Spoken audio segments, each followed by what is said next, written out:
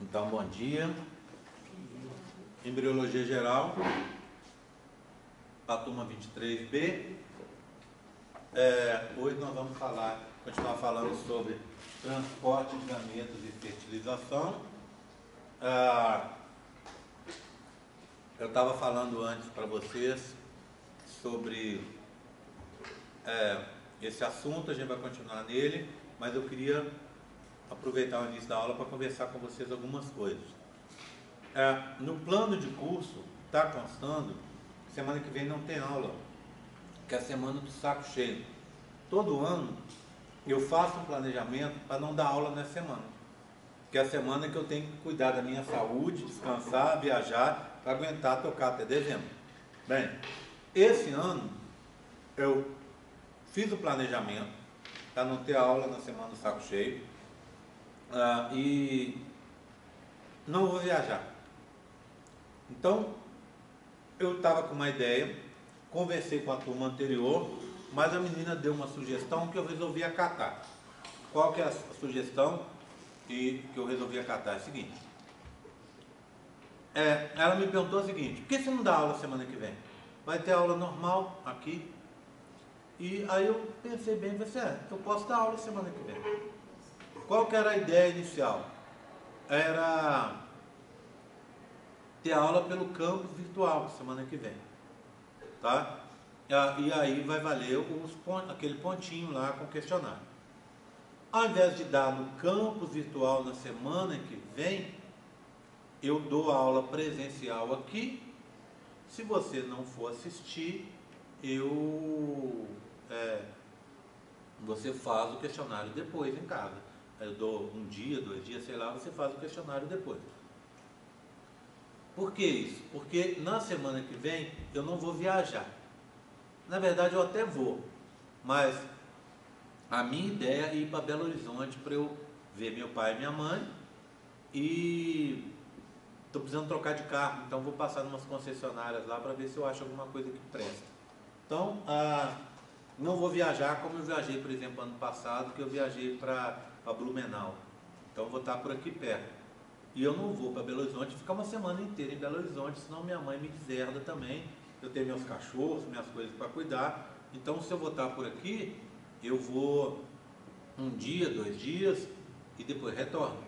Então, se por acaso, eu dependo do planejamento da minha esposa, mas se por acaso der certo o planejamento aí, quarta-feira eu dou aula. Aí eu venho para a aula, dou aula normal. Como eu já combinei que não teria aula, quem perder a aula da quarta faz o questionário pelo campus virtual, assiste a aula e faz pelo campus virtual, conforme a gente havia combinado anteriormente. Então, resolve do mesmo jeito, tá? Eu vou só dizer para vocês isso, amanhã ou depois eu vou olhar direitinho e converso com vocês o que eu acho que vai rolar. O que eu sei que vai rolar é que a prova não vai ser nesse final de semana, né? Dia 6, igual está planejado, por causa das eleições. E não vai ser semana que vem, por causa que é a semana do saco cheio. Eu acho que dar aula tudo bem, mas dar aula e a prova de recuperação já fica pesado. Então a prova de recuperação vai para outra semana. Vai fazer quem ficou abaixo da média e quem está disposto a fazer. Para fazer você precisa, fazer os esboços dos desenhos, tá? 2, fazer vir numa aula especial que vai ter aqui, que é uma aula de revisão que eu vou dar para as pessoas, para preparação para essa prova de recuperação, que eu acredito que vai ajudar bastante para quem teve dificuldade e não conseguiu tirar nota, tá? Só lembrando para quem está chegando aqui pela primeira vez e não conhece o funcionamento, as provas de recuperação são ao longo do curso. A chance de você recuperar a sua nota da prova 1, que valeu, como é que é, 31, não foi que valeu a prova? 32? A chance que você tem de recuperar essa nota, esses 32, é nessa recuperação. Essa nota não vai para depois, tá certo? Então, pensa direitinho e vê. Ficou abaixo de 50, de 60, se está com 59 para baixo, você pode fazer, tá? Depende de saber se você vai querer fazer, mesmo porque a nota que vale é a nota da prova de recuperação, tá? Tudo bem? Tá combinado? Todo mundo entendeu? Tá? Então não muda nada o planejamento. Quando eu souber a data, eu vou tentar com a menina, hoje não dá, mas amanhã eu vou tentar já fazer esse planejamento e eu aviso vocês pelo campo virtual. Júlia. Para confirmar, os trabalhos vão ser 5% que estão no campus, né? Do mesmo jeito que foi período passado. Tá, e até agora só foram 2. Foram 2. Vai ter, Júlia, talvez tenha até mais de 5, sabe por quê? Eu estava pensando, eu pus 5 lá, que é o que eu pus no período passado. Mas vai ter aula semana que vem, foram 2, com a aula semana que vem, 3. A gente tem a revisão da prova 2, mais 1. Revisão da prova 3, mais 1, dá 5. Mas a gente tem um dia aí, uma quarta-feira, que não tem aula, que é a quarta-feira da UFLA de Portas Abertas, que também é pelo campus virtual. Então daria 6. Para mim não há problema de colocar esses pontos assim não. Tá? Mesmo porque eu dou a aula, dou o ponto, mas depois eu cobro esse conhecimento na prova. Então se você malandrou e não assistiu, vai perder os pontos. O ponto que eu te dei do negócio você perde na prova. Tá bom? Vai entrar mais pontos ou vão ficar os 5 pontos para essa sexta atividade? Não, vão ficar. Não. Se cada atividade que entra é um ponto que eu tiro da prova. Então como é que funciona? Se entrar mais uma atividade, eu posso tirar um ponto da prova 1. Que ao invés de 32, passa a 31. Você vai falar, mas eu fiquei prejudicado. Claro que não. Se você tirou 100%, é 32. Se você tirou 100%, é 31. Mais o ponto que você ganhou, pronto, volta a ser 32. Ninguém tirou 100%. Então, o que acontece? Se você tirou 50%, é 16. Se eu tiro de 32, eu passo para 31, provavelmente você vai ficar com 15 uns quebrados, até tendendo a 16 de novo. Então você não perde, mas vai ganhar esse ponto da atividade que você fez. Então é bom para todo mundo. E fazendo a atividade certinho, já pode considerar que ganhou um ponto? Com certeza. Eu já vou mexer nelas daqui a pouco, tá? O mais rápido possível. Mas para tirar esse estresse das pessoas. Mas se você fez certinho, não copiou de ninguém, não copiou da internet, o ponto é seu. Tá bom? Ok? Podemos seguir então? Alguma dúvida a mais? Posso tocar então, Paulo? Vamos lá, hein? Até onde que eu cheguei, hein? Na outra. As estruturas do espermatozoide. Né? Aqui? Mostrei esse slide? Aqui eu falei? Falou, verdade. Aqui também? Sim. Não, parei aqui, né? É bom porque na segunda-feira eu dei uma turma, para aula com uma turma, e comecei a dar para outra. Na hora que eu estou aqui no meio falando, eu falei assim, gente, já falei isso tudo na aula teórica. Aí sem falar nada, eu falei, vou dar uma disfarçada. Então, gente, igual a gente tinha visto na aula teórica, estou só fazendo um resumo rápido, fazendo nada, não estava nem lembrando. Então já viram aqui, vamos pular lá para frente, foi isso que eu fiz, tá? Mas hoje eu já entreguei logo os pontos, que eu nem sei onde é que eu estava hoje. Bem, aqui é a composição do sêmen humano, tá? Como é que funciona? 60 a 75 das vesículas seminais que produzem várias coisas, aqui só estão 3, né? Uma delas são as prostaglandinas, para a contração do músculo liso do útero, para puxar os espermatozoides, e a frutose. A frutose é produzida a partir de uma oxidação de um outro carboidrato, que é o sorbitol. Então, 2 enzimas agem sobre o sorbitol e transformam ele em frutose. Ela vai dar energia para a movimentação e manutenção do espermatozoide. Se você passar aqui, 20 a 30% do plasma seminal vem da próstata, principalmente aqui, tá? Mais de 200 compostos. Os mais importantes que eu queria enfatizar, estão aqui, ó, são as poliaminas básicas, espermina, espermidina e putrescina. Essas poliaminas, elas mantêm a alcalinidade do esperma. Para que você precisa que o esperma fique num pH básico? Para que ele possa combater a acidez da vagina e do útero, que é o mecanismo que as meninas têm para proteger ali contra a invasão de micro-organismos. Bem, passando, agora a gente tem 2 a 5% que vem do testículo. O que é que você tem? Espermas ali, espermatozoide, né? E mais algumas outras coisas. Lembra, esse líquido é aquele líquido que vem lá desde o túbulo seminífero acompanhando o espermatozoide.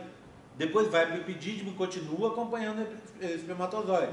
Então esse líquido, quando vai ser ejaculado, ele vai junto. E é um líquido que vai dissolver o espermatozoide ali. 2 a 5%. E 1% são das bulbouretrais e das glândulas na periferia da uretra, as periuretrais. O que se produz ali? Galactose, ácido ciálico e muco. Para quê? Para limpar e lubrificar a uretra para a passagem do sêmen. Tá certo? Tudo bem? Bem, depois da gente ver a composição do esperma, eu queria contar para vocês sobre ereção peniana. Como é que funciona essa ereção? Por que eu preciso falar disso? Porque para você ter uma relação sexual, tem que ter ereção. Se não tiver ereção, não tem relação. Então, a gente não consegue falar de transporte de gametas sem ereção peniana antes. Bem, estímulo sexual leva os neurônios parasimpáticos a produzir óxido nítrico. Esse óxido nítrico vai agir nas artérias dos corpos cavernosos, levando a uma dilatação dessas artérias. Essas artérias, ao se dilatarem, vão acumular sangue no corpo cavernoso. Esse sangue, então, vai aumentar a pressão intracavernosa, que vai gerar a ereção. Na parte venosa, o processo leva uma compressão das veias. Tá? Quando a artéria ela dilata, a veia que fica do lado de fora, a gente vai ver a posição, que é o plexo subtunical, porque como é que funciona o pênis? Você tem a pele do pênis e dentro dele você vai ter uma cápsula de colágeno. Essa cápsula de colágeno é para proteger o pênis e, por outro lado, também para evitar você, para participar também do processo de ereção peniana. Já viram a história, já viram falar por aí que é possível você quebrar o pênis? Como é que você quebraria o pênis? Você romperia quando você rompe essa cápsula. Se você romper essa cápsula, que envolve o pênis, ele fica numa posição estranha, porque ele teve a cápsula rompida.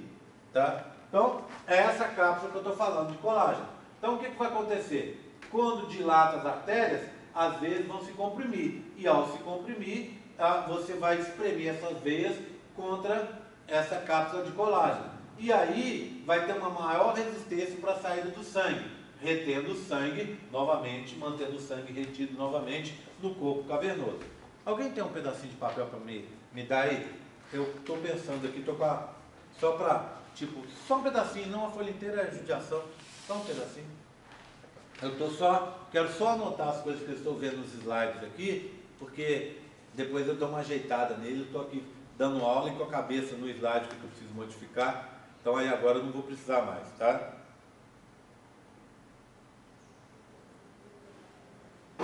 Aí eu esqueço, ó.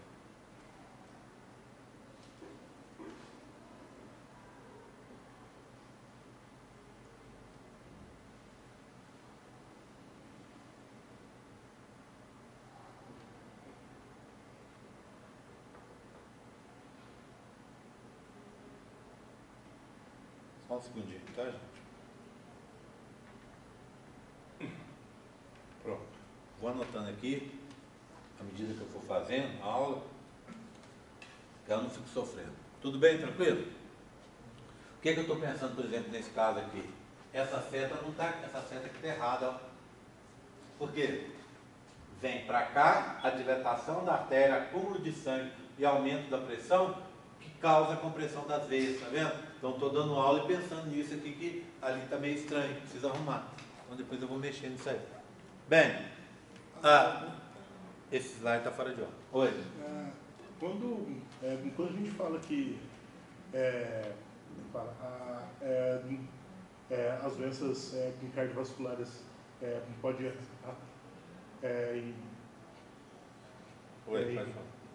influenciar no desempenho sexual, é por conta disso? Também, tá? Porque essa ereção peniana,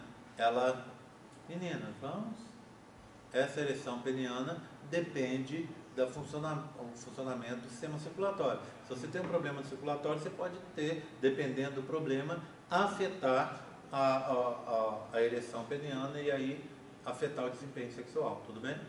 Bem, então agora eu quero mostrar para vocês esses dois modelinhos aqui, esse daqui e esse daqui, ó. Então, que a gente tem as fotos aqui. E aqui está mostrando a estrutura do pênis. Então aqui está flácido, que é esse de cá, e aqui está ele ereto. Na verdade eles são assim, né? Essa parte de cima aqui são os dois corpos cavernosos e aqui o corpo esponjoso com a uretra no seu interior. Então quando ele está flácido, o que acontece é que a gente tem essas caverninhas aqui, né? Essas cavidades dentro do corpo cavernoso, que estão com pouco sangue, tá vendo? O sangue entra ali, olha aqui o vermelhinho, ele entra pelo vermelhinho, que é uma artéria, vai desaguar nessas cavidades, tá, para alimentar as células que estão ali, e depois vai sair por essas veias que estão aqui. Tá vendo a posição das veias? O que é que acontece quando essa parte de dentro, que é o corpo cavernoso, se enche de sangue? Ele se enche de sangue e as veias que estão aqui, elas são espremidas contra aquela cápsula, daquela túnica que envolve o pênis. Então ele fica presa. E aí o sangue vai ter mais dificuldade para sair. Então quando você está tendo uma ereção, entra mais sangue do que sai. Quando você está mantendo a ereção, a quantidade que entra é igual à quantidade que sai. Quando você vai ficar com pênis flácido, a quantidade que sai é maior do que a quantidade que entra. Mas você tem um controle disso pela compressão dessas veias que estão aqui para retirar o sangue do pênis contra essa cápsula, contra essa túnica formada por colágeno. Você passa aí, olha, mostra para o pessoal. Chegando ali, Flávio, você mostra para a Júlia, depois você entrega para o lado de lá, para a Júlia não ter que levantar. Tá? A túnica, você fala a parte branca. Na parte de fora ali, tá? Que a gente não mostrou para não complicar um pouco mais, mas ela estaria envolvendo toda essa estrutura que você está vendo ali, tá? Naquela região da parte mais clara que você está vendo mesmo, tá? Bem, agora um outro comentário. Como é que funciona o Viagra? Para entender o funcionamento do Viagra, a gente tem que entender um pouco mais sobre o mecanismo de funcionamento de ereção peniana, o mecanismo bioquímico. Como é que funciona isso? Você tem estímulo sexual, terminações nervosas liberam ácido nítrico, tá? Esse ácido nítrico vai transformar um mensageiro intracelular, que é o GTP, guanosina trifosfato, em guanosina monofosfato cíclico, que é a forma ativa dela. Quem faz isso é uma enzima chamada guanilato ciclase. O que acontece? Essa guanosina monofosfato cíclico, GMP cíclico, o que ele faz? Ele, com a entrada de cálcio, ele vai fazer relaxamento da musculatura do corpo cavernoso. E esse relaxamento leva à ereção. Como assim? Quando você relaxa a musculatura, o sangue entra, pode entrar com mais facilidade no pênis. E ao entrar com mais facilidade, mais sangue entra do que sai. E aí o pênis tem uma ereção. Bem, como é que funciona o Viagra? Que é o que eles chamam de sildenafil, tá? Que é o nome do composto. Composto que faz o Viagra e faz alguns desses outros medicamentos aqui concorrentes do Viagra. O que ele faz? Ele vai agir exatamente em cima desse GMP cíclico. Como é que... Porque aqui é uma coisa que eu não contei ainda, tá vendo? Então o GMP cíclico faz o quê? Ele relaxa a musculatura, mas você não pode ficar com o pênis ereto para sempre. Então, esse GMP cíclico, ele começa a ser degradado por uma enzima chamada fosfodiesterase 5, PDE5. O que essa PDE5 faz? Transforma o GMP cíclico em GMP só. Ele deixa de ser cíclico. Quando ele vira só GMP, ele fica inativo.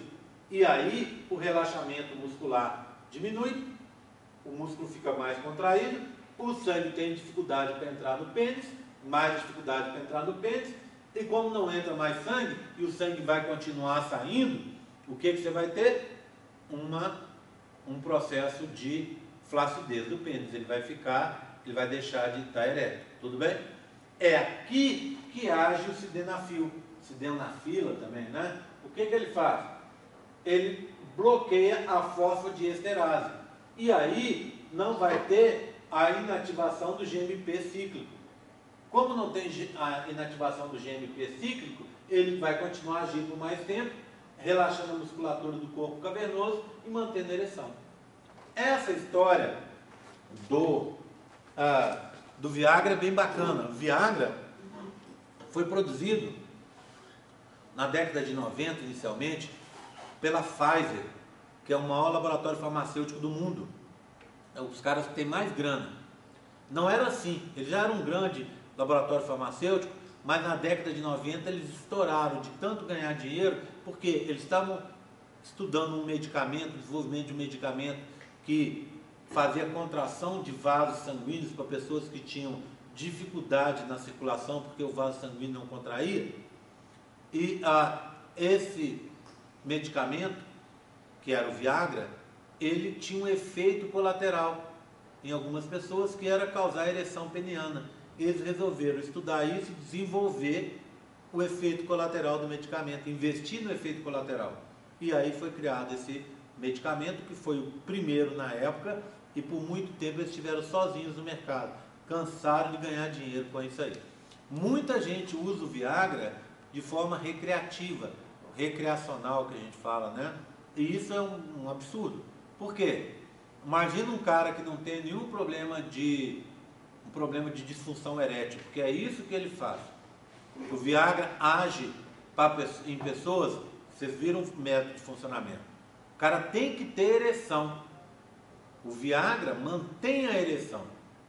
Se você não consegue ter ereção, o Viagra não serve para você.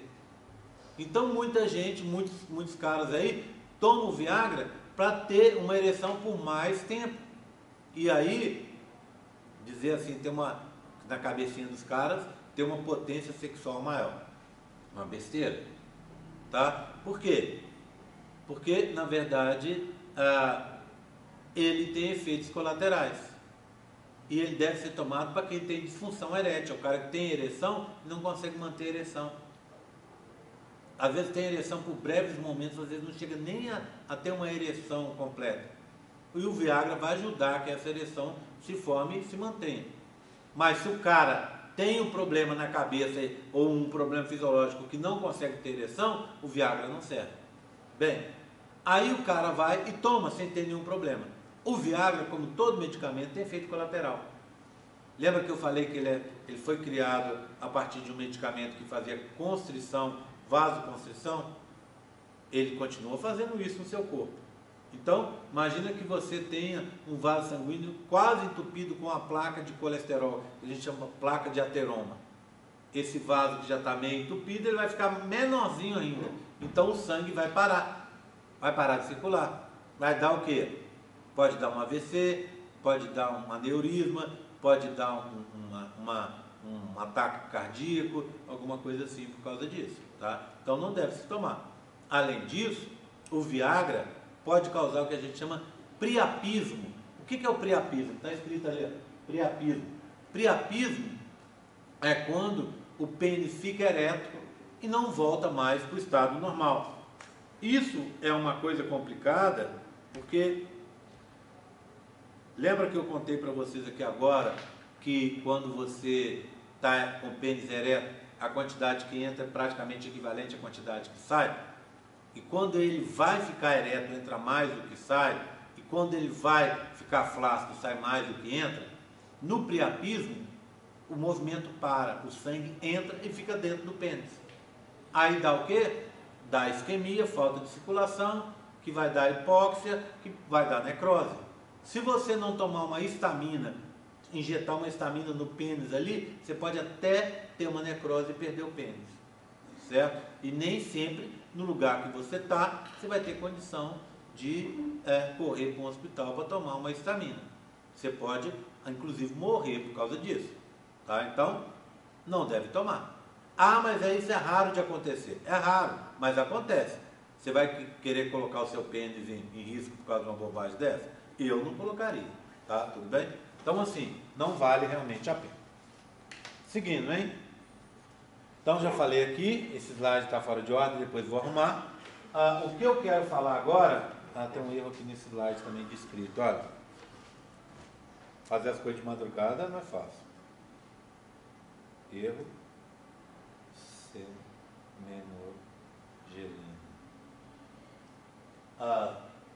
Coagulação.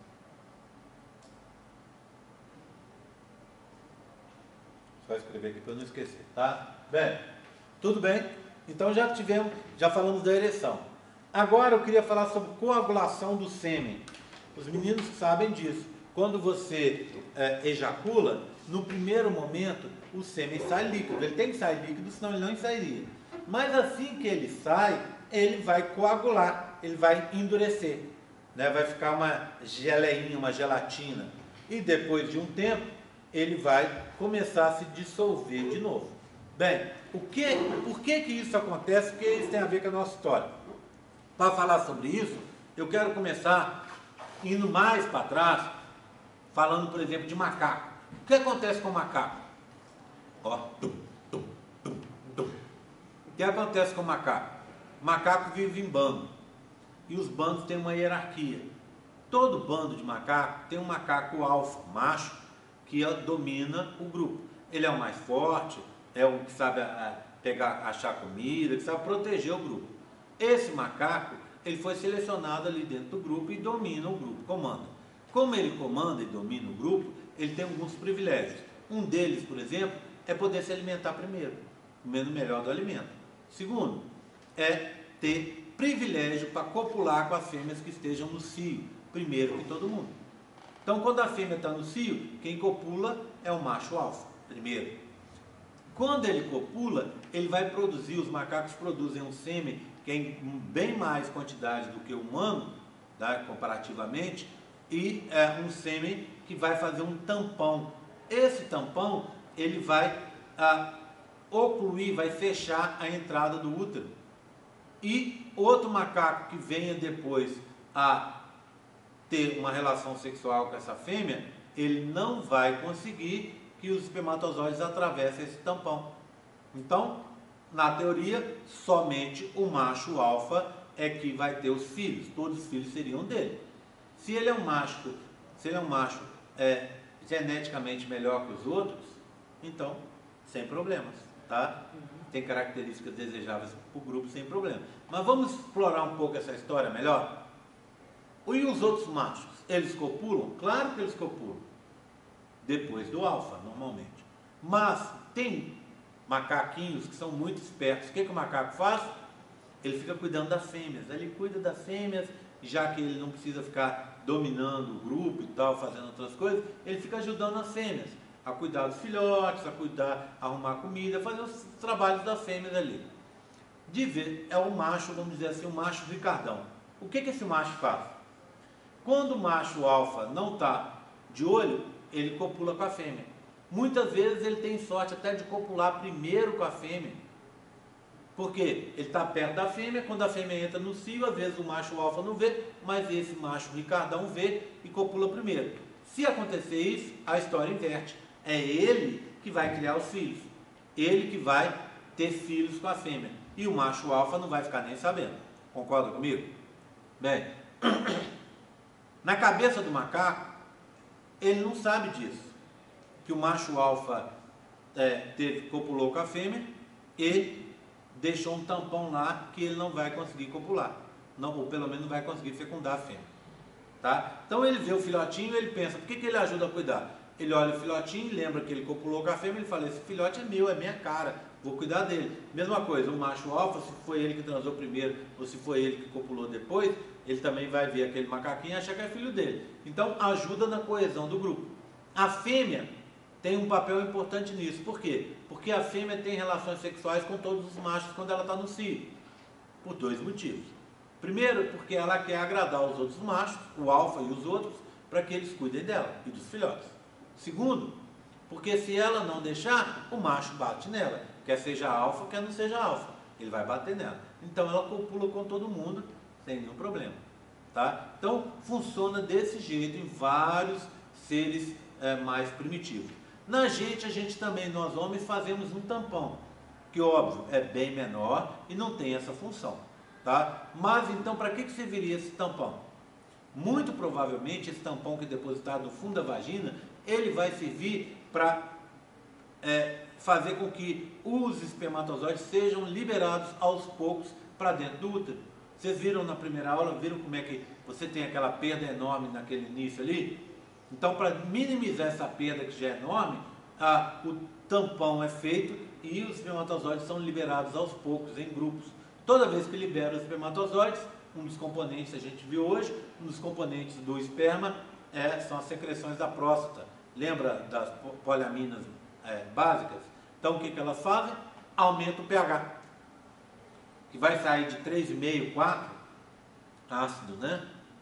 Para 6,8, 7,2, básico, ou tendendo à neutralidade. Então, o que acontece? Esses espermatozoides que entram ficam protegidos contra a acidez. E assim, o outro grupo, na hora que entrar, de novo. Então, durante vários minutos você consegue que a acidez do útero, principalmente da região cervical ali e do fundo da vagina, seja mantida mais elevada. Então seja mantida mais baixa, mais próxima da neutralidade, né? E aí dá espaço para que muitos espermatozoides consigam passar por ali. Apesar que tem que ser considerado que a maioria dos espermatozoides morrem nesse trajeto. Se a gente for olhar, eu tenho dois modelinhos para mostrar para vocês. Um está aqui e o outro está... Cadê ele? Está aí não? Aqui. Bem, é esse tampão seminal.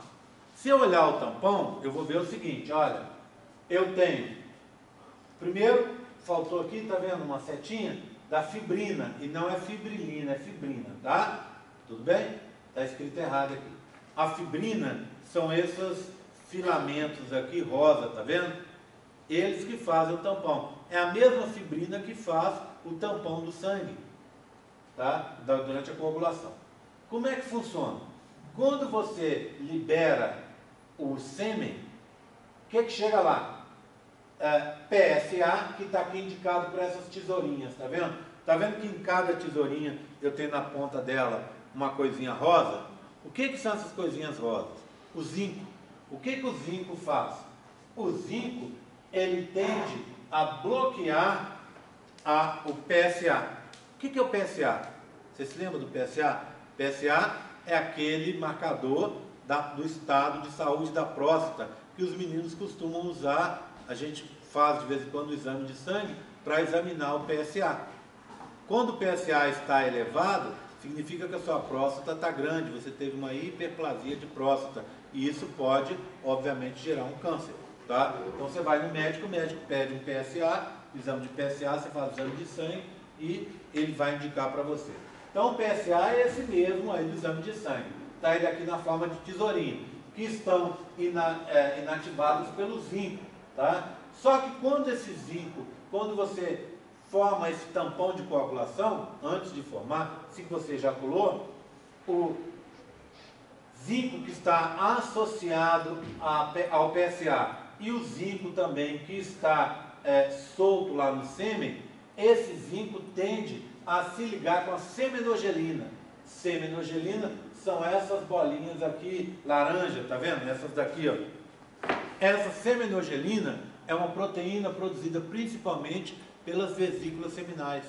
O que essa semenogelina faz? Ela faz o que o nome dela diz, transformar o sêmeno, em geleia, tá? Gelina. Então, como o zinco tem mais afinidade pela semenogelina, ele começa a se ligar às semenogelinas. E as semenogelinas ligadas com o zinco, elas ficam ativadas. Quando elas ficam ativadas, elas grudam as fibrilinas, fazendo um tampão, tá vendo? E aí, os espermatozoides vão ficar presos nesse tampão.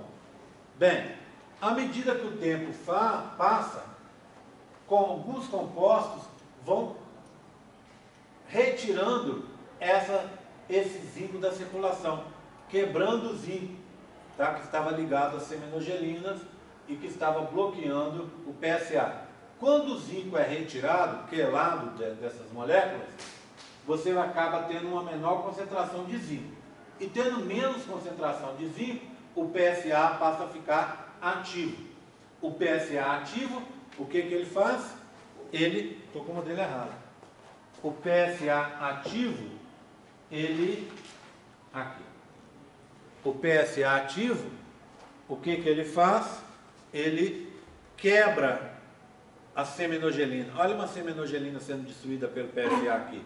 Outras partidas em pedacinhos, tá? Então, quando você libera o PSA, deixa ele ativo, ele destrói a seminogelina, e a seminogelina, ao ser destruída, a fibrina se separa, tá vendo? Os cabos de fibrina se separam e se desfaz a coagulação do sêmen, que vai ficar então liquefeito. Então são dois modelos.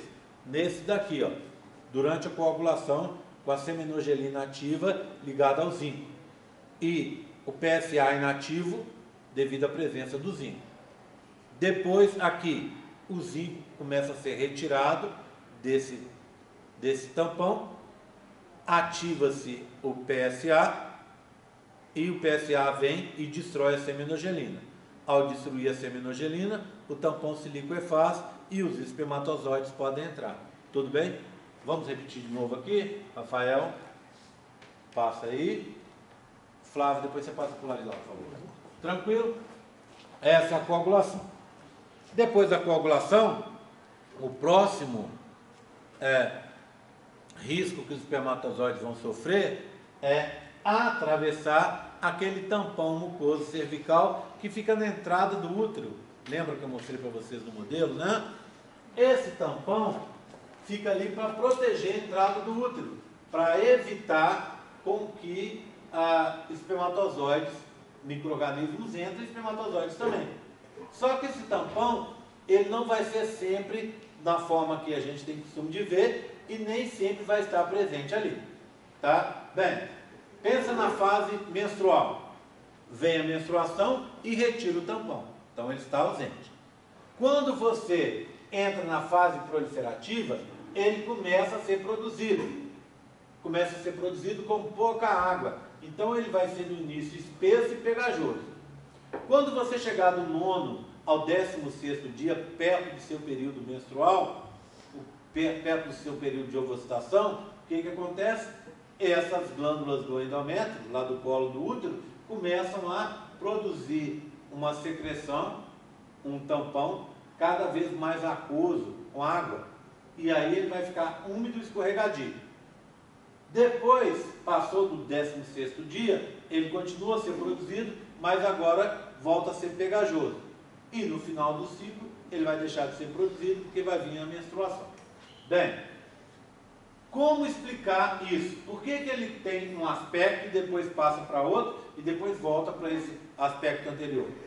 Porque essas glândulas reagem ao nível de estrógeno. Então, se você pegar esse período aqui, ó, quando o nível de estrógeno alcançou um pico, que é o maior pico de todos, está vendo? A partir daqui, ó, esse estrógeno age nas glândulas do endométrio, lá na região do colo do útero, e elas passam a produzir um muco com mais líquido.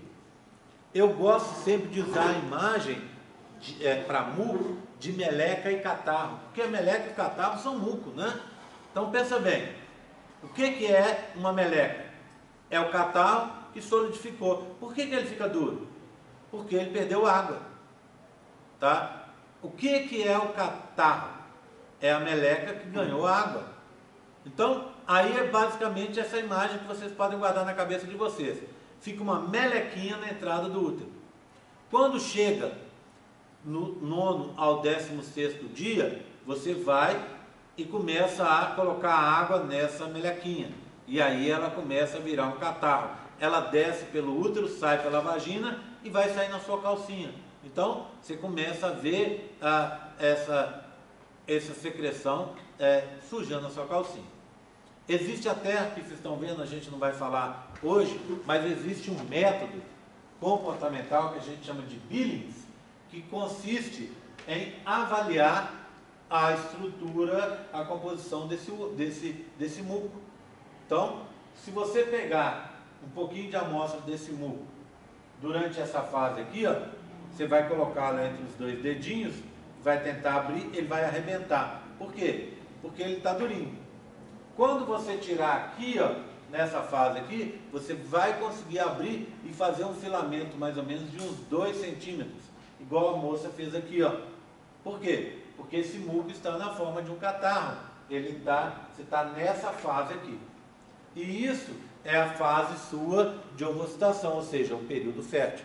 Então, quando a gente tiver aula sobre esse assunto, eu vou falar de novo sobre isso aí, tá? Mas só aproveitando para adiantar. Outra coisa que a gente tem que considerar é que o útero e as tubas são cheias de reentrância. Então, toda vez que a gente pensa no útero e pensa nas tubas, a gente pensa sempre numa coisa lisa, né? Igual os meus modelos. Mas não é assim na realidade. Dentro do útero e dentro das tubas, você tem um monte de reentrâncias, igual você pode ver aqui na região da ampola, que é a região onde acontece a fecundação. Tá vendo? Esse seria o tubo inteiro, ó. Quando você cortou, olha o tanto de reentrância que ele tem. Vamos ampliar isso aqui para ver melhor. Tá vendo? Ó? Olha as reentrâncias. E aqui, ó, você tem o quê? Um folículo ovocitado. Tá vendo ele aqui, ó? Olha ele aqui. Tá? Ele está aqui, mas ele poderia estar aqui, poderia estar aqui, poderia estar escondido ali. Tá? Quando a gente pensa no folículo, é importante a gente fazer uma comparação com os espermatozoides. Como é que eu vou ver espermatozoides? Então, essa área que eu estava vendo aqui, aí agora eu estou olhando essa área daqui, ó, tá? Quando eu olho essa área e amplio essa área para o lado de cá, eu vejo o quê? A superfície aqui do epitélio do endométrio. Então, olha, eu tenho um epitélio com células colunares elevadas com cílios. E aqui embaixo é o extrato funcional do endométrio. Olha os espermatozoides. Eles são do tamanho similar ao útero. Está vendo? Um volume similar ao útero. São muito pequenos. Se isso aqui é um pedacinho pequenininho aqui, e o espermatozoide é menor ainda, imagina a comparação dele com o folículo ovocitado, está vendo? Então o espermatozoide pode ficar preso aí, pode ficar perdido no meio desses labirintos e não conseguir encontrar o folículo que foi ovocitado para fazer a fecundação. Portanto, o que eu vou passar agora a falar com vocês são as dificuldades que esse espermatozoide vai ter e como ele supera essas dificuldades, tá bom? Bem, outra dificuldade que a gente tem que considerar são as distâncias que o espermatozoide vai percorrer. Então, se você pegar o espermatozoide desde o seu local de produção, lá nos túbulos seminíferos, passando por todos aqueles tubos, lá no epidídimo e tal, pelo deferente, tudo, passa por trás. Então, aqui estão os testículos, né, embaixo aqui do escroto, aí eles vão, o ducto deferente faz a volta na bexiga, né, faz a volta na bexiga, aqui a bexiga, e se encontra aqui na base do pênis com a próstata. A próstata estaria mais ou menos aqui. Bem, então o que acontece? Aí segue pelo pênis, passa pela vagina, o útero, fundo do útero e tuba. Se você for pegar o tamanho do espermatozoide, que é uma célula pequenininha, 2,5 a 3,5 micrômetros, e a distância percorrida que está na ordem de alguns metros, porque só de túbulo seminífero a gente tem 80 centímetros, esse espermatozoide tem uma longa distância a percorrer. Essa distância, as pessoas fazem um cálculo, uma comparação, dizendo que é uma distância equivalente a uma viagem de ida e volta a Marte. Então, se o espermatozoide fosse do tamanho meu, esse espermatozoide levaria, então, faria a distância percorrida por ele seria como se fosse daqui a Marte.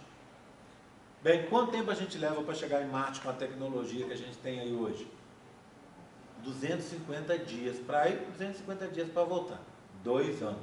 Tá? O espermatozoide percorre uma distância equivalente, sabe em quanto? Em alguns minutos ou algumas horas. De 5 minutos, segundo alguns autores, até 3 horas, já tem espermatozoides na ampola. Então, desde que eles são depositados no fundo da vagina aqui, até chegar lá, você vai levar algumas poucos minutos ou até algumas poucas horas. Os espermatozoides que vão ir num ritmo mais lento, não é tão lento assim. Ele faz 3 milímetros por hora, que para essa célula tão pequenininha é muita coisa. Mas leva dias para chegar lá. Bem, Tanto os que chegam muito rápido, quanto os que chegam, que vão migrar lentamente, nenhum deles, nem o rápido, nem o lento, consegue fecundar. Os espermatozoides que fecundam são aqueles que chegam no meio termo. Não são muito rápidos, mas também não são muito lentos. Tudo bem? Tranquilo? Tá? Bem, outra coisa que a gente tem que considerar, o tempo de viabilidade dessas células. Dentro do sistema genital feminino, os espermatozoides duram em média 80 horas, ou seja, 3 dias e 8 horas.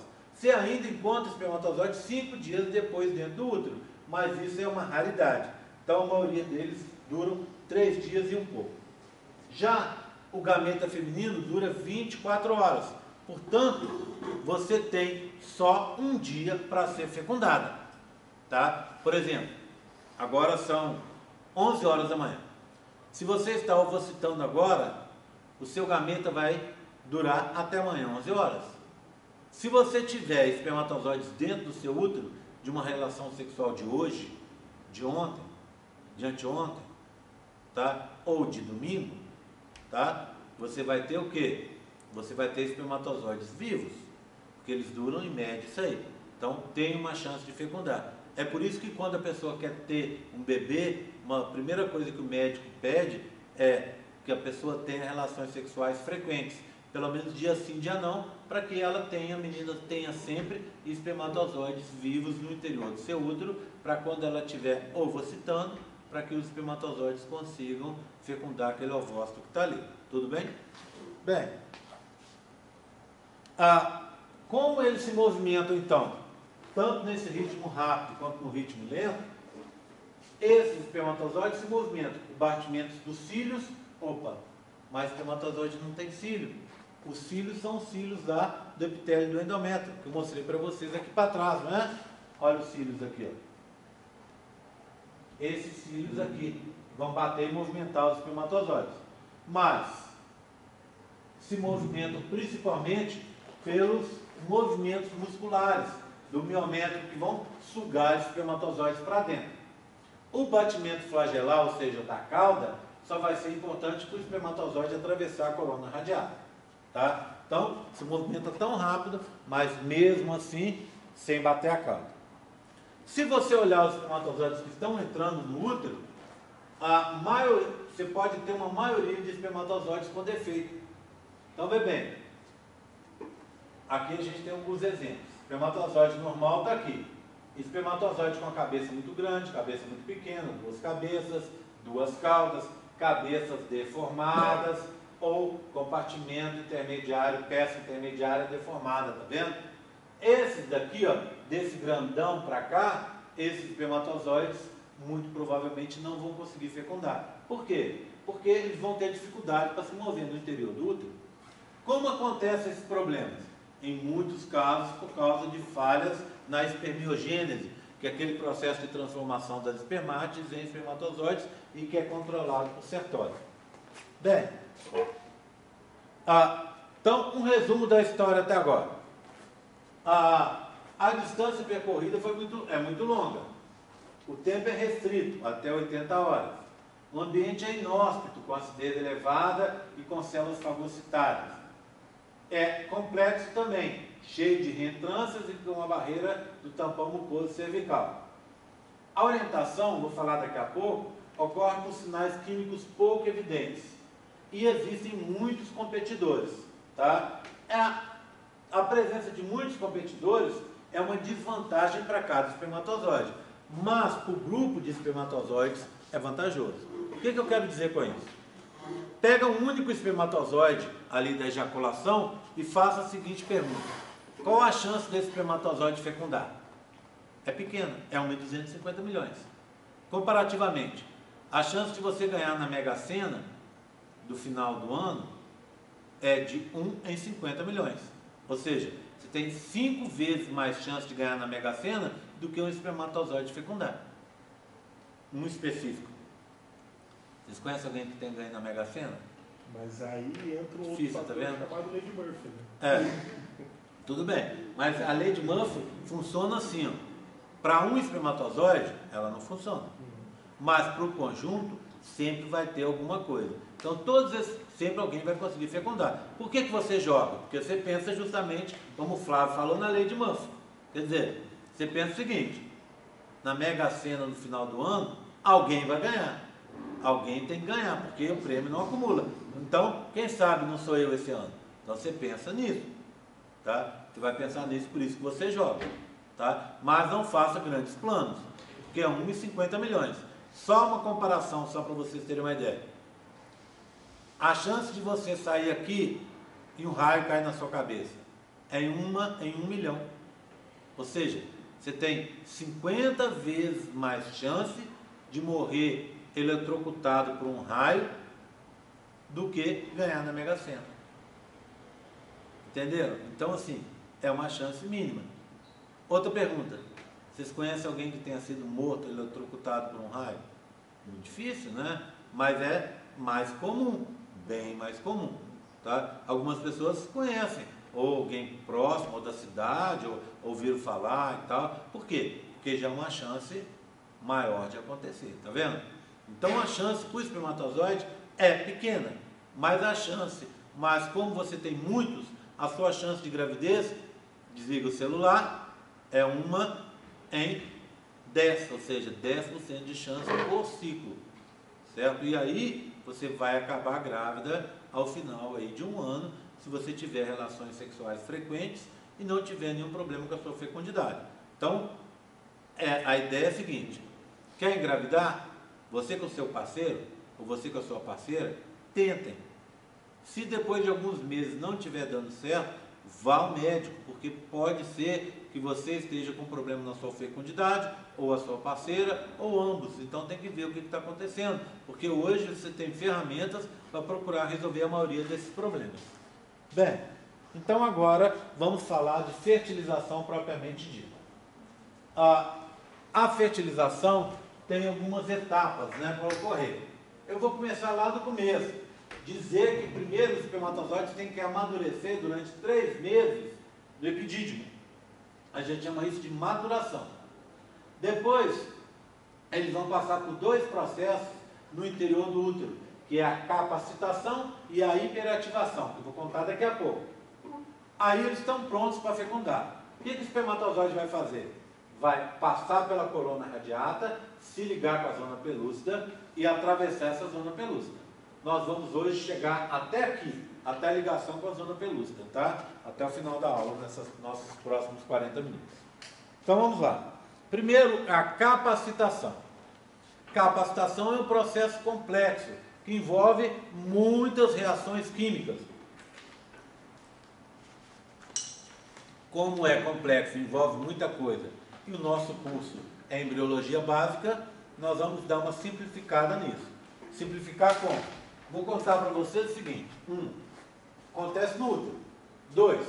Torna os espermatozoides aptos para fecundar. Então, um espermatozoide não capacitado não consegue fecundar. Já o capacitado está prontinho para fecundar. Acontece no útero, torna o espermatozoide apto para fecundar e envolve a molécula de colesterol, que está presente na membrana plasmática do espermatozoide. Então, se você souber isso, já consegue matar a capacitação, tá? Ok? A próxima etapa é a hiperativação. Como é que é? Já viram como é que faz? Já conhece um exame que chama... Sumiu o nome. Sumiu o nome. Sumiu, deixa eu pensar. Sumiu. Como é que chama? Falei dele agora, há poucos minutos. Aquele exame que você vai para avaliar os espermatozoides?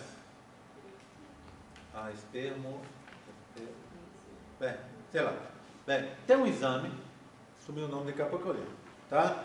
Tem um exame que é feito quando o cara tem um problema, tá com problema com a parceira, não consegue ter o filho.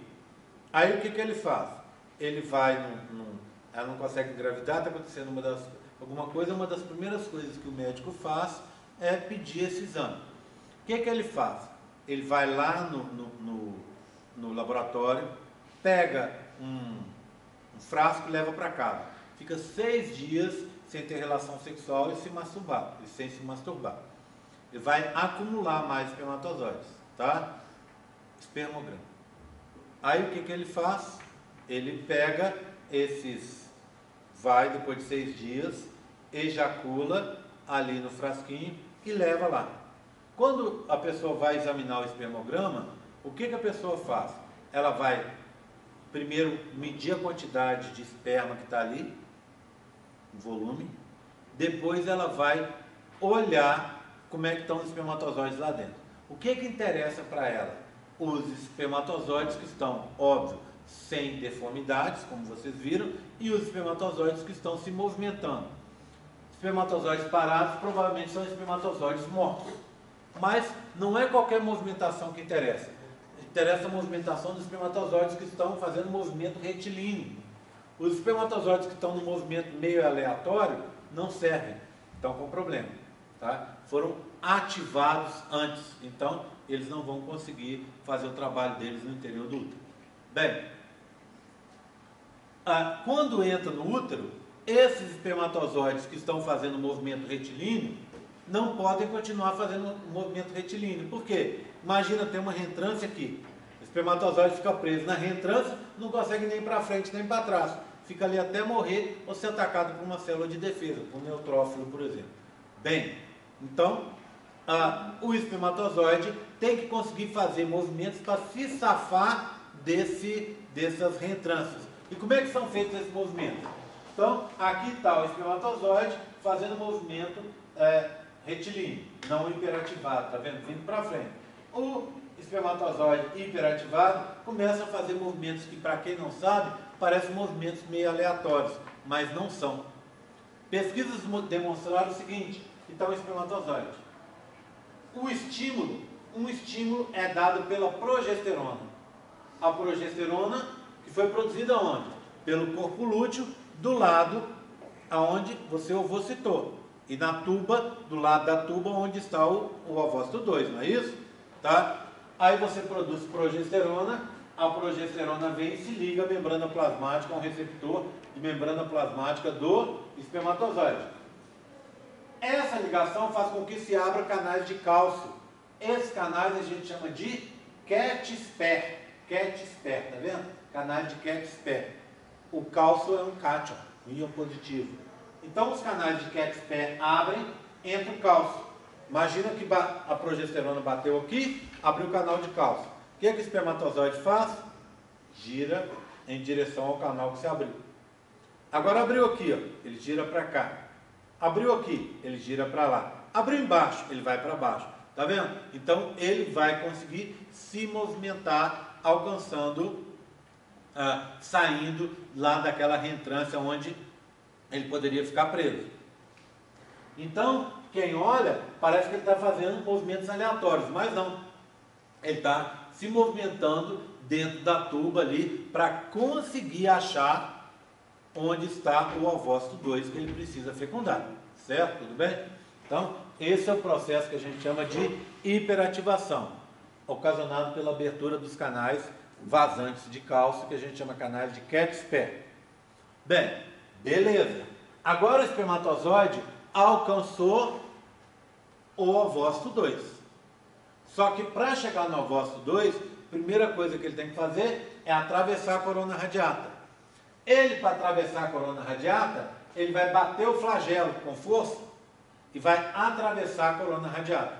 Alguns livros antigos, inclusive os nossos ainda, dizem que para atravessar a corona radiata, ele libera o conteúdo do acrossomo, aquele capuz cheio de enzimas que tem na frente do núcleo do espermatozoide. Mentira. Se sabe que hoje o espermatozoide atravessa esse capuz só batendo o flagelo. Aí ele consegue atravessar usando a força dessa impulsão. E ele vai fazendo um movimento como se fosse um saca-rolha, tá vendo? Ele vai fazendo um movimento para conseguir atravessar e conseguir entrar. Quando ele encosta na zona pelúcida, ele se liga ao ZP3, libera enzimas para abrir o buraco e conseguir atravessar. Tá? Bem, o que me interessa agora, na parte final dessa aula, é falar sobre a ligação do espermatozoide com ZP3, tá? Bem, o que acontece? Eu vou usar o ZP3, como todo semestre eu falo, para falar para vocês como é feito um experimento científico. Só que antes disso, vamos ver como é que funciona a zona pelúcida. Zona pelúcida, aqui eu tenho uma microscopia eletrônica de varredura, colorida em computador, tá vendo? Cada filamento desse é um filamento da zona pelúcida. E aqui está um espermatozoide, tá vendo? A zona pelúcida faz como se fosse um feltro, com filamentos unidos entre si em todas as direções. Se eu olho um filamento desse, eu vejo que ele é formado por dímeros. O que são dímeros? Moléculas maiores, estruturas moleculares maiores, formadas pela união de moléculas menores. Quando você tem uma molécula só, é um monômero. Quando você tem duas moléculas, é um dímero.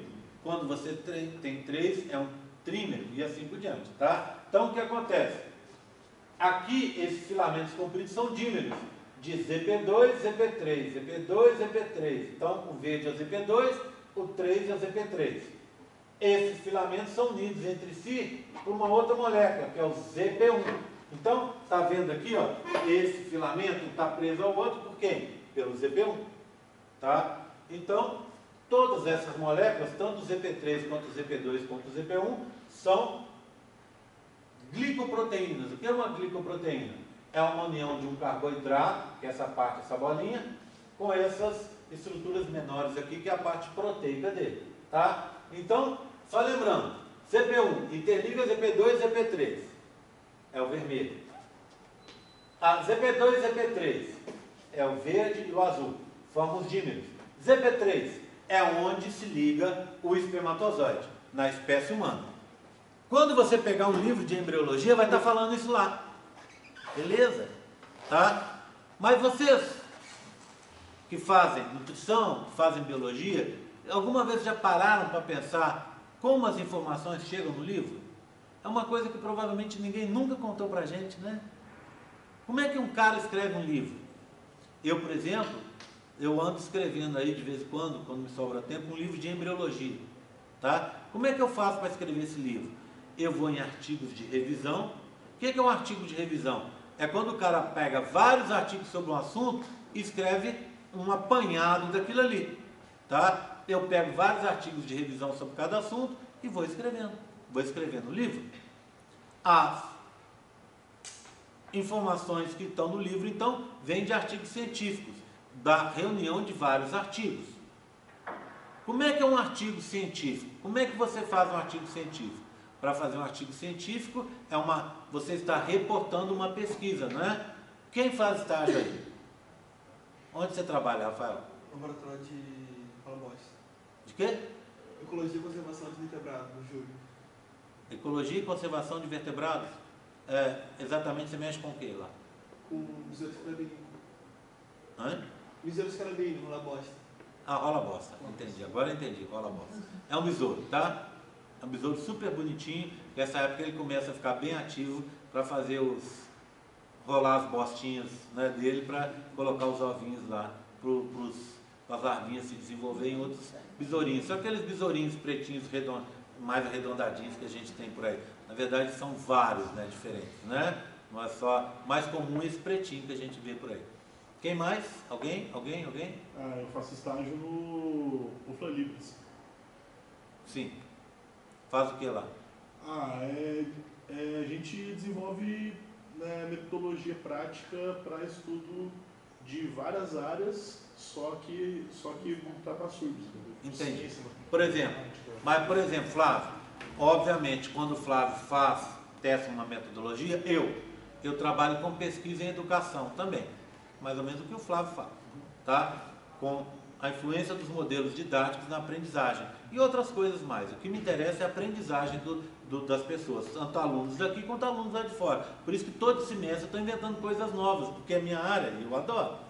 Aí o que acontece? Eu faço e testo. O Flávio desenvolve metodologia e testa a metodologia e vai escrever trabalho científico sobre isso. Igual o Rafael, quando ficar lá acompanhando os rolas bostinhas dele lá, né, ele vai escrever um trabalho científico também. Se você não mexe com rola bosta, não mexe com libras, não mexe com modelos didáticos, aqui na UFLA você tem uma infinidade. Você pode mexer com probióticos, você na nutrição, você pode mexer com diabetes, você pode mexer com obesidade, você pode mexer com várias e várias, hipertensão. Você tem uma quantidade imensa de professores, cada um fazendo uma coisa diferente, né? O que eu quero falar aqui é o seguinte: independente se é rola bosta, independente se é Libras, independente se é modelo didático, todos esses trabalhos têm coisas em comum. E qualquer trabalho que você vai fazer tem coisas em comum. E quando você começar a reportar os resultados e outro, essa teoria, o que é a teoria? É um apanhado de trabalhos que foram feitos. Essa teoria vai parar no livro. E teoria é uma coisa que pode modificar ao longo do tempo. Então, se você pegar um livro aí de 1970, esse livro de embriologia, ele vai estar explicando coisas diferentes do que eu falo aqui. Por quê? Porque de 1970 para cá, muita água já rolou, muita coisa foi feita. Tá? Então, o que você tem de comum entre essas três possibilidades de trabalho que a gente citou aqui? Todo trabalho científico, ele tem que ter o quê? Para você fazer, você tem que ter, deixar todas as condições inalteradas e alterar uma só. Vou citar um exemplo para não puxar sardinha para ninguém, vou citar um exemplo de peixe. Imagina que você estivesse estudando um composto tóxico sobre a biologia de um peixe. Vamos escolher um peixe, paulistinha, Dânio Hering, um peixinho pequenininho assim, ó, super bonito, que é nacional, que é do Brasil, mas que é utilizado no mundo inteiro para pesquisas. Esse peixe, você vai testar o composto tóxico. Então você vai fazer aquários. Você não vai pôr um peixe só. Por que você não testa num peixe só? Porque às vezes esse peixe, ele responde diferente da população.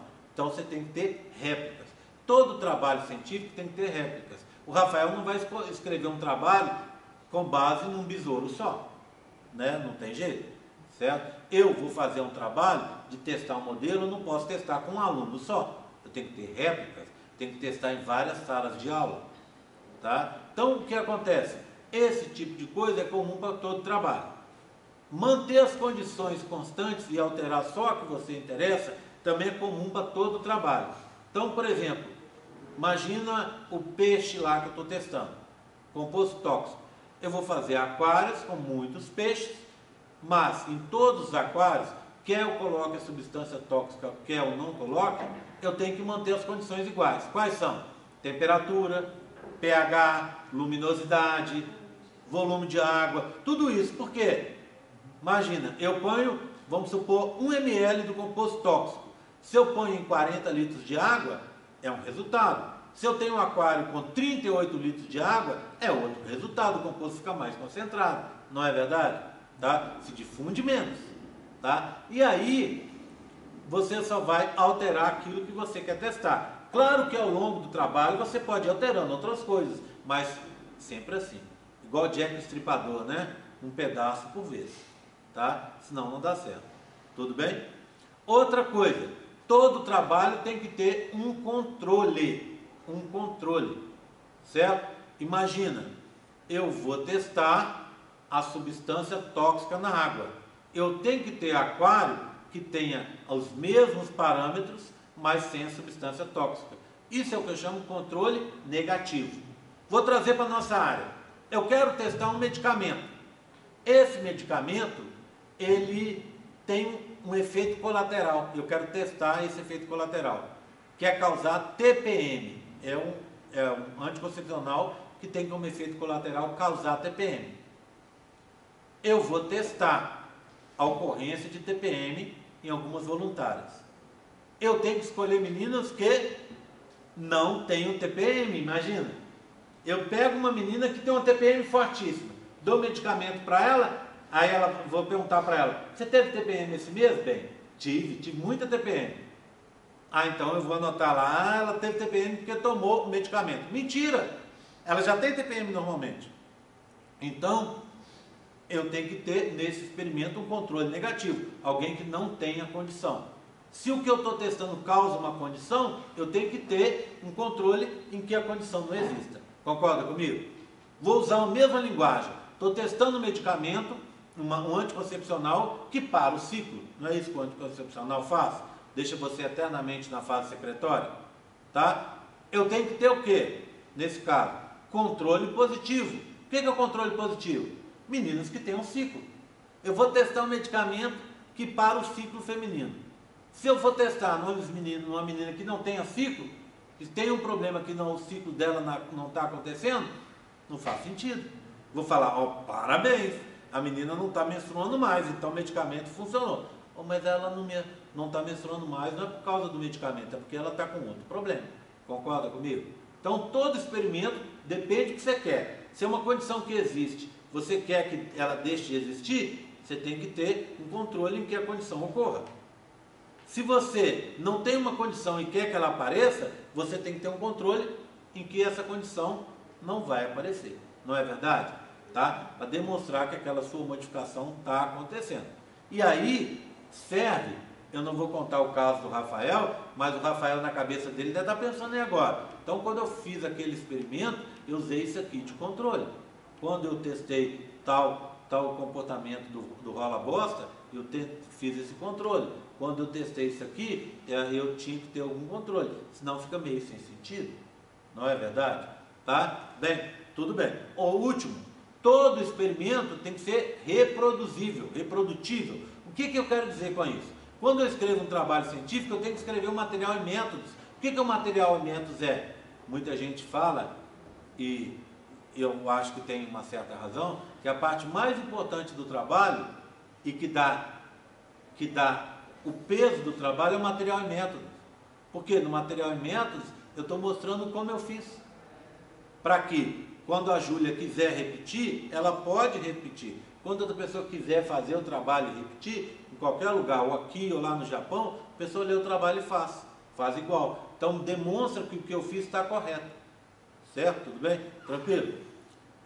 Bem, isso é extremamente importante. Eu vou citar um exemplo agora de um experimento que é feito justamente para demonstrar a ligação do espermatozoide com ZP3, tá? Deixa eu pegar aqui.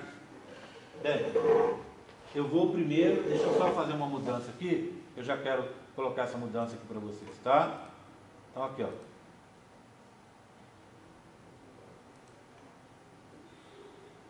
Bem, toda vez que eu vou fazer alguma coisa, eu preciso de uma pergunta, não é isso que eu vou resolver. Se eu não tiver a pergunta, eu não sei o que fazer. Você tem que saber o que você quer. Qual é a minha pergunta? O que eu quero saber nesse caso? Onde ou com que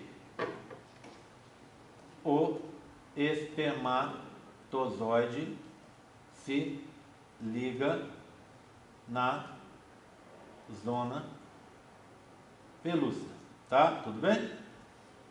É um exemplo, mas eu poderia usar para cada assunto que a gente trata aqui, não é verdade? Tá? Como a gente está tratando disso, é a pergunta que eu tenho que fazer. Já falei com vocês, a gente sabe que o espermatozoide se liga a ZP3, mas como se chegou a isso? Hoje eu vou mostrar, tá? E vocês vão entender como é feito. Bem, o que eu vou precisar? Equipamento de laboratório, claro, doadores de espermatozoide, doadores de folículos ovocitados, tá? E eu vou precisar de separar em alguns desses folículos, uns vão ficar intactos e outros eu vou separar os componentes, ou seja, eu vou separar ZP1, ZP2 e ZP3, tá? Então eu tenho que ter esses grupos, e mais folículos intactos, e mais espermatozoides. Oi? Como é que dou folículos ovocitados? Eu dou um medicamento para você, você vai produzir mais folículos, normalmente você produz um só, por período. Eu dou um medicamento que é o mesmo que o pessoal usa quando você quer fazer, imagina, você chegou no médico, já tentou várias coisas, você não está engravidando. O médico te dá um medicamento, você vai produzir, ao invés de um folículo naquele ciclo, você vai produzir muitos folículos, aumentando a chance de um ser fecundado. Tá? Se não der certo, o que o médico faz? Te dá o mesmo medicamento, vai lá na sua tuba e vai retirar, vai sugar os folículos que estão ali, certo? Ao sugar esses folículos, ele vai trazer esses folículos e tentar fazer uma fertilização in vitro. Então é assim que a gente consegue esses folículos, tá? Em teoria, o seu é igual a dela, que é igual a dela, que é igual a dela. Então eu posso o quê? Pedir para vocês 4 darem e misturar os folículos, certo? Assim como eu posso pedir para vários meninos dar espermatozoides e misturar os espermatozoides, tá? Tudo bem? E de alguns folículos, eu vou desmanchar os folículos e retirar ZP1, ZP2 e ZP3, tá? Tudo bem? Tranquilo? Simples assim. Aí, o que eu faço? Eu vou montar o experimento. A primeira coisa, um aqui, eu tenho o controle. Eu estou chutando valores, tá? Para vocês entenderem que eu tenho que manter tudo constante. Olha os valores aqui como estão constantes, aqui também. E as outras condições, temperatura, pH, tudo tem que ser mantido igual, tá? Nível de CO2, tudo tem que ser mantido igual, tá? Então, mantive tudo igual. Estou mantendo o quê? Vou usar sempre 100 microlitros de esperma e mais 20 folículos ovocitados, ok? Quando eu tiver 100 microlitros de esperma juntado com 20 folículos ovocitados, eu vou ter no final o quê? Eu vou olhar no microscópio e vou ver o quê? Que daqui a algum tempo, nesses folículos, eu vou ter espermatozoides grudados na zona pelúcida. É o que me interessa. Você vai dizer assim, mas por que não olha a fecundação? Porque a fecundação vem depois e exige uma série de outros eventos que não me interessam. O que me interessa, a pergunta era, o espermatozoide está se ligando a quem na zona pelúcida? 3 candidatos, ZP1, ZP2 ou ZP3? Essa é a minha pergunta, tá? Tudo bem? Então, esse aqui é o controle, não é? É o controle o quê? Positivo. Porque quando eu junto A, esperma, com B, folículos, eu vou ter o quê? Eu vou ter espermatozoides associados ao folículo. Tá? Tudo bem? No 2, aí começam as manipulações experimentais. Eu repito tudo e coloco concentrações crescentes de ZP1. Só ZP1. No 3, concentrações crescentes de ZP2. No 4, concentrações crescentes de ZP3. Deixa o 5 para depois. Tá? Qual que é a minha ideia aqui? Se o espermatozoide, eu até às vezes uso essa linguagem, que não é uma boa linguagem, eu digo assim que o espermatozoide é, entre aspas, burrinho. Por quê? Porque o espermatozoide vai se ligar com moléculas e ele não sabe distinguir se a molécula está no lugar certo ou no lugar errado. Qual que é o lugar certo? Na zona pelúcida. É lá que ele tem que ligar. Qual que é o lugar errado? É ele se ligar com a molécula que esteja solta. Quando ele se liga com essa molécula solta, que eu introduzi no meio de cultura, ele vai chegar, se liga com a molécula errada e não vai conseguir se ligar com a molécula certa, que está na zona pelúcida. Então, quanto mais moléculas eu coloco no local errado, menos chance esse espermatozoide tem de se ligar com a zona pelúcida. E aí, menos chances ele teria de fecundar. Não é verdade? Tá? Por isso que eu coloquei separado. Olha, eu quero ver a influência do ZP1, do ZP2 e do ZP3. O que eu esperaria? Vamos pensar no ZP1. Se o espermatozoide se liga a ZP1, quanto mais ZP1 externo eu vou colocando, mais o espermatozoide se liga ao ZP1 externo e menos se ligaria à zona pelúcida. Em consequência, menos fecundaria. Não é? Mesma coisa para o ZP2 e para o ZP3. Ele só fecunda se ligar ao ZP3. Agora vamos ver o resultado? É isso que a gente espera. Mas o que a gente está brincando aqui? De fazer uma coisa antes de você saber disso. Você não sabia se ele se liga ao ZP1, ao ZP2 ou ao ZP3. Então, você está montando esse experimento justamente para ver com que ele se liga. Aí nós temos um gráfico. Olha, componentes da zona pelúcida, em microlitros. Aqui as ligações. Vou pegar o ZP1, que está aqui de vermelho. Você usou 1 microlitro, você usou 2, 3, 4, 5, 6, 7. Concentrações crescentes. Qual que é a tendência? Que quando você puser 2, influencie mais do que 1. Quando você puser 4, influencie mais do que 1. Do que 2, do que 3. Quando você puser 7, a influência vai ser a maior de todas. Mas, quando você olha o ZP1, tá vendo? Ele está sempre próximo do 100. Ou seja, se você coloca 20 folículos, a tendência é que os 20 estejam associados com espermatozoides. Então, não interessa quanto ZP1 eu coloque, não influencia. Tá? Quando eu coloco ZP2, mesma coisa, ó, não influenciou. todos os folículos tiveram, depois de algum tempo, espermatozoides associados. Tá? Isso já me dá duas respostas. Quais são elas?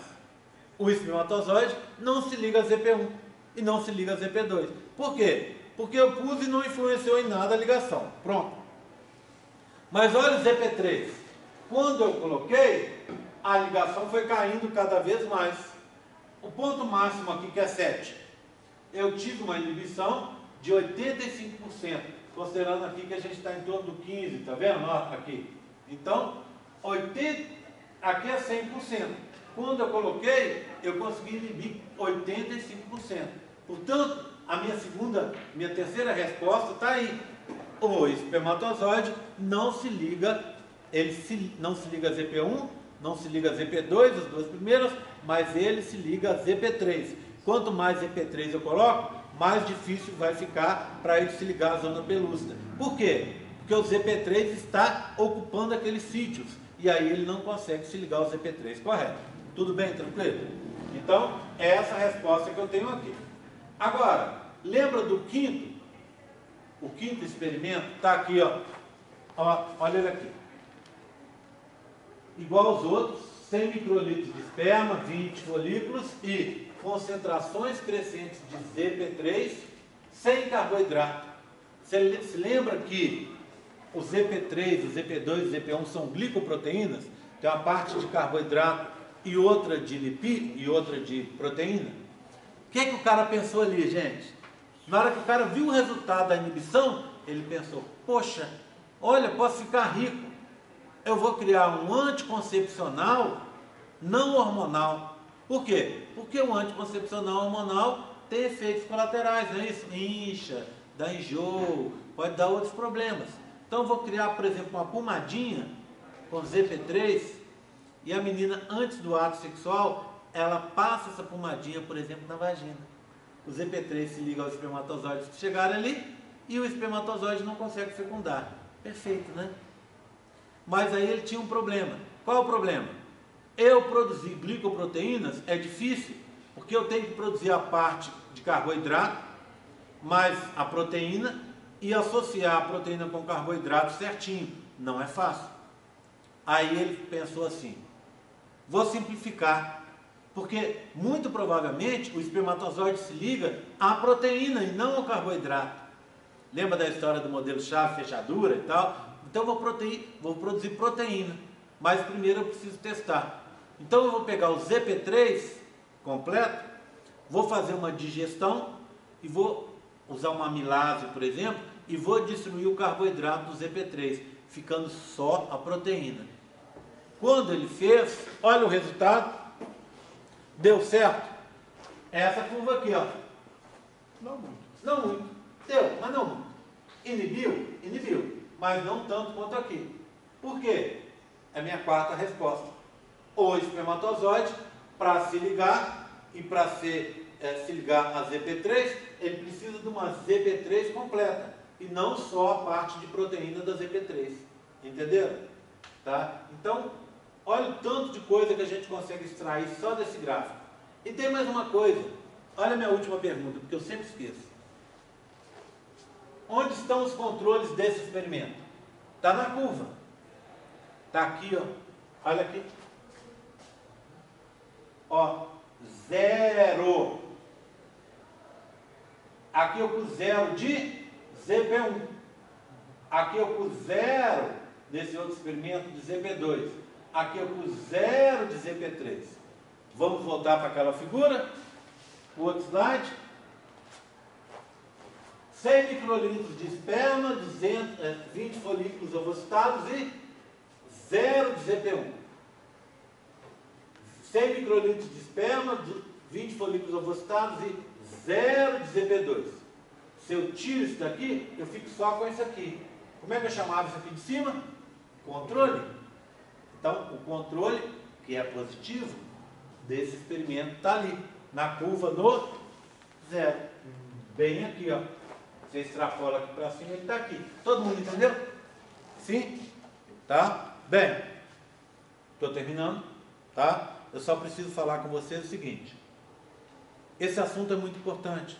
Porque a gente, quando a gente está na faculdade, a gente tem que criar maturidade para entender as coisas que estão rolando por aí, tá? Para a gente não ser, como dizia a minha avó e a minha mãe, não sei como o pessoal diz, Maria vai com as outras, né? E é muito importante, principalmente essa época que a gente está vivendo hoje, que vocês estão vendo, né? A gente tem aí muita gente querendo fazer a cabeça da gente para coisas que muitas vezes não são tão legais. Outro dia eu recebi, para vocês terem uma ideia, num grupo lá meu do WhatsApp, que não tinha nada a ver, que tratava de bulldog, porque eu tenho uns bulldogs campeiros lá em casa. Aí nesse grupo, o cara pegou uma informação que foi dada por uma pessoa lá, falando mal do PT. Aí eu peguei, eu sempre vejo essas coisas e fico quieto. Aí esse dia eu estava com a santa paciência, eu olhei e falei assim: concordo com o que você falou. Realmente o PT incorreu nesse erro. Tem razão. Tá? Mas, primeiro pedir desculpa por estar tratando disso num grupo que não era disso. E peço desculpa para vocês também por estar tratando disso num local que não é disso. Mas, só para vocês entenderem como as coisas estão relacionadas. Aí eu virei para o cara e falei assim, me desculpe por estar tratando disso num grupo que não é para tratar disso, tipo dando um cutucão no cara, né? E virei e falei assim: eu concordo com o que foi falado aí, certo? Concordo com o que foi falado, mas eu gostaria que a pessoa então que está aí cheia de razão para que eu vote em um ou que eu vote em outro, e que não vote em outro, eu queria que essa pessoa me desse alternativas. Falei com ela, de um candidato ou uma candidata que fosse honesto, que tivesse disposto a ajudar realmente o país, que fosse competente, que fosse não tivesse atitudes fascistas para prejudicar os outros, etc, etc, etc. Aí falei isso e pronto, fiz meu desabafo, larguei para lá. Daqui a pouco as outras pessoas do grupo começaram a discutir esse tipo de coisa. E eu achei super bacana, porque é isso mesmo. Quando a gente pensa na vida da gente, quer seja política, que talvez seja mais visível, ou quer seja em tudo que a gente passa na vida da gente é muito influenciado e às vezes a gente não tem a posição crítica com as coisas. E a gente está aprendendo, e o ideal é que a gente crie pessoas que sejam críticas, para que essas pessoas não sejam massa de manobra para os outros. Eu posso pensar num candidato, eu estou falando que o cara está falando mal de PT, mas assim, poderia ser o contrário, poderia estar falando mal do Bolsonaro e eu entrar para defender, sei lá, não me interessa, tá? Não estou declarando meu voto, nem falando da minha posição política. Eu só estou dizendo que, infelizmente, a nossa situação é um buraco muito mais fundo e que a gente tem que pensar muito bem até chegar na hora da votação lá, que está praticamente em cima. E tudo a gente tem que pensar muito bem. Essa história, outro dia minha mulher virou para mim e falou assim: ai, eu vou votar em branco, eu não quero participar disso. Eu falei assim: nossa, que coisa feia que você está falando, você tem que participar sim, nem que seja para você falar assim: eu errei, mas eu não me omiti, que é o pior, que eu acho que é o pior da história, mas também uma opinião, né? Se você achar que é melhor não participar da situação, tudo bem. Do mesmo jeito a gente vê isso tudo. Então a gente aqui tem que ter voltando para a matéria, a gente tem que ter uma posição crítica, para ser capaz de cobrar do professor que não está sendo capaz de fazer o serviço dele direito, por motivo A, B ou C, e prejudica você na frente. Você vai falar: ai, mas embriologia, tanto faz para mim. Eu falei isso quando eu estava lá na UFMG. Embriologia para mim tanto faz. Olha eu trabalhando com embriologia aqui. Como é que você vai saber o futuro? Eu me interessava por ecologia, depois por virologia, por biologia molecular. Estou extremamente satisfeito trabalhando com embriologia. Se você quisesse que eu fosse mexer com outra coisa, eu não sei se eu seria tão feliz quanto eu estou sendo mexendo com isso aqui. Tá vendo? A gente não sabe o dia de amanhã. Então, assim, a gente tem que sempre ter uma opinião crítica sobre as coisas, não deixar que as pessoas façam a nossa cabeça em nada. Quer seja uma coisa, quer seja outra. pensa, analisa, reflete, conversa, né? Conversa voltando para a política, conversa com as pessoas direitinho, vê a opinião dos outros e aceita a opinião dos outros. E não adianta nada o cara virar e falar assim: ai, eu sou contra isso porque o PT fez tal coisa. Ai, eu sou contra o Bolsonaro por causa disso. Eu sou contra o Alckmin por causa disso. Eu sou contra não sei o quê. Vê direito, estuda direito e naquilo que a gente tem, que está longe de ser o que a gente queria, tem que escolher como diz o povo aí, um menos pior, né? E depois arcar com as consequências, né? Quando tiraram a Dilma aí, teve muita gente que foi lá bater panela, ficou feliz, satisfeito, saiu falando, conseguiram colocar e aí eu acho que todo mundo concorda, 1000 vezes pior do que ela, né? Não é possível que alguém vai levantar a mão e falar: não, esses caras que entraram aí, eles são ótimos, né? Então assim, façam e depois arque com a consequência, tá bom? Ok? Então assim, em tudo, tá no livro, tem que ter posição crítica. Isso aqui faz sentido? Isso aqui é assim mesmo? Isso aqui pode mudar? Isso aqui, o que eu estou aprendendo aqui é uma verdade absoluta? Não é. O que está no livro muitas vezes não é uma verdade absoluta, é a verdade do momento, muitas vezes a posição do autor sobre aquele assunto.